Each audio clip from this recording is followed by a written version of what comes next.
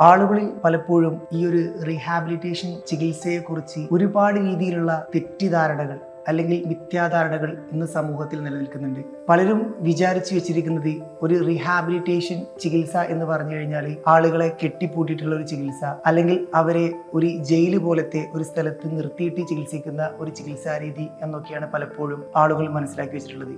എന്നാൽ ഇവിടെ നമ്മൾ മിറാക്കിളിൽ അവരുടെ സ്വാതന്ത്ര്യം അവർക്ക് എത്രത്തോളം നമുക്ക് നൽകാൻ പറ്റുമോ അത്രയും ലഭ്യമാക്കിക്കൊണ്ട് അവരുടെ അന്തസ്സിനും വ്യക്തിത്വത്തിനും ഒരു കോട്ടവും തട്ടാത്ത രീതിയിൽ അവരെ ബാക്കിയുള്ള ആളുകളുമായി എത്രത്തോളം ഇടപഴകാൻ പറ്റും, എത്രത്തോളം അവരെ അതിലേക്ക് സാമൂഹികമായി ഇടപെടുത്താൻ പറ്റും എന്നുള്ള രീതിയിലൊക്കെയാണ് നമ്മൾ ഇവിടെ മിറാക്കിളിൽ നമ്മളെ ചികിത്സ രൂപപ്പെടുത്തിയിട്ടുള്ളത്.